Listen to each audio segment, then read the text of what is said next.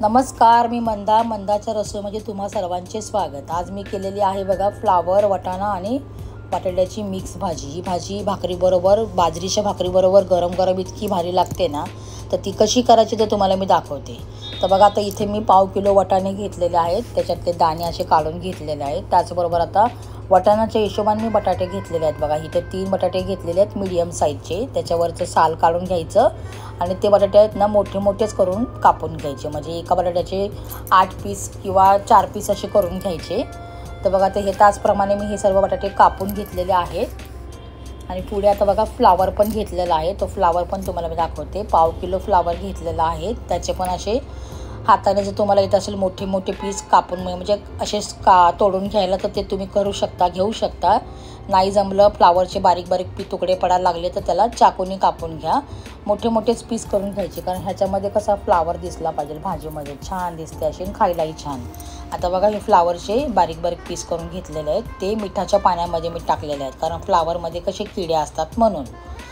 आता बघा, ह्याचबरोबर मी मसाल्याची तयारी करते। बघा, 2 ते 3 मी कांदे असे उभे उभे कापलेले आहेत। आता हे कापून घेते कांदे, आणि त्याच्यामध्ये मी आता तव्यामध्ये मी तवा घ्या किंवा फ्राय पॅन घ्या, त्याच्यामध्ये हे कांदे छान असे तेलामध्ये भाजून घ्यायचे। त्याचबरोबर मी ह्याच्यामध्ये ना थोडंसं वेगळ्या पद्धतीने करणार आहे म्हणून ह्याच्यामध्ये हिरवी मिरची घातलेली आहे, थोड्याशाच घालायच्या। आता 4 मी मिरच्या घातलेल्या हिरव्या, त्या पण छान भाजून घेतलेल्या आहेत। आता त्याच्यामध्ये आणखीन एक मी घेतलेलं आहे टॅमॅटोही तेलावरती छान असे भाजून घ्यायचे, ते पण मी 2च घेतलेले आहेत। तर आता सगळा मी मसाला करून घेतलेला आहे।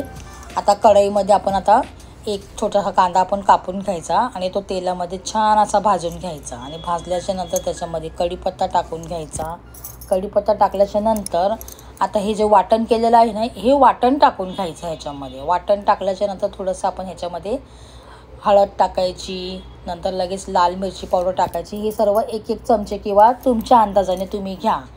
तसेच मी धन्याची पावडर टाकलेली आहे, गरम मसाला आणि फक्त जिऱ्याची पावडर। आता एवढं सर्व टाकून घेतल्याच्या नंतर थोडीशी त्याच्यामध्ये कोथिंबीरही टाकायची ह्या मसाल्यांमध्ये, आणि छान असं भाजून घ्यायचं। आणि मसाला जळतो ह्याच्यामध्ये मग बरं का, असा जर भाजत बसलो ना तर मसाला दाट जळण्याची शक्यता असते, म्हणून ह्याच्यामध्ये थोडंसं आपण पाणी घालायचं। का तर माहिती आहे का, मसाला छान असा भाजून येईल आणि जळणार पण नाही, आणि थोडीशी तरी पण येईल म्हणून। आता त्याच्यामध्ये बघा, मसाले मी भाजून घेतल्याच्या नंतर त्याच्यामध्ये मी टाकली अद्रक लसणाची पेस्ट आणि थोडीशी कसुरी मेथी। आता बघा, मसाला जळू नये म्हणून मी थोडंसं पाणी टाकलेलं आहे, तुम्हाला मी अगोदर सांगितलेलं। आता पाणी टाकून थोडंसं हलवून घ्यायचं आणि 1 मिनिटासाठी ह्याच्यावरती झाकण लावून घ्यायचं। कसं माहिती आहे का, जे तेल आपलं असतं ना बाजूला आलं ना की समजायचं मसाला भाजलेला आहे। बघा, आता इथे किती छान असं बघा तेल बाजूला सुटलेलं आहे, की लगेच आपण त्याच्यामध्ये आपण ते कापलेले बटाटे आहेत ना, बटाटे पहिल्यांदा घालायचे।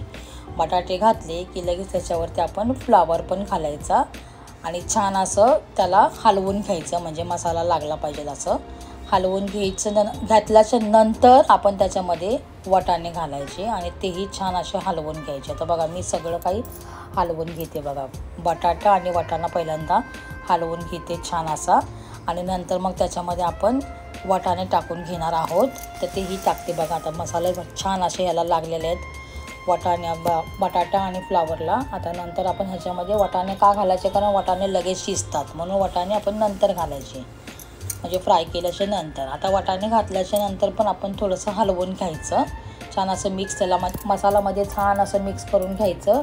आणि नंतर त्याच्यामध्ये मीठ घातलेलं आहे बघा, चवीनुसार। आता चवीनुसार मीठ घातलं की त्याच्यामध्ये टाकायचं गरम पाणी। तर तुम्हाला भाजीची क्वांटिटी किती हवे त्याचप्रमाणे पाणी घाला। तर मी बघा ह्याच्यामध्ये 2 ग्लास पाणी घातलेले आहे, आणि छान असं 10 मिनटं ह्याला मी शिजवून घेतलेलं आहे। गरम पाणी टाकल्यामुळे मी 10 मिनटं शिजवलेलं आहे, थंड पाणी टाकाल तर थोडंसं 5-10 मिनटं आणखीन शिजू द्यायचं।